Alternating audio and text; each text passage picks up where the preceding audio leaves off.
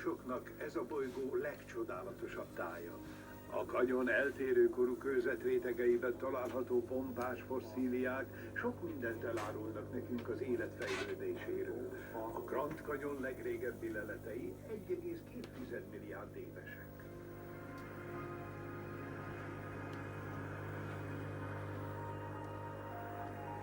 A múlt rétegeibe eltemetett ősmaradványok feltárhatók és megvizsgálhatók. A tudósok ki tudják számolni a hordozókőzetek korát, és ebből kirakható az élet több millió éves fejlődésének páratlan mozaikja. Ahhoz azonban, hogy az élet legősibb formáit is megtaláljuk, 3,5 milliárd évvel kell visszamennünk az időbe, még a Grand Canyon előtt kialakult tájakra. A skót partvidéken, Loch-Torridon közelében találtuk ezeket az alakzatokat, az úgynevezett stromatolitokat. Kis, sötét buborékok. Természetes sejtek, amik élők voltak. Ezek itt 3,4 milliárd éve éltek egy tengerparton.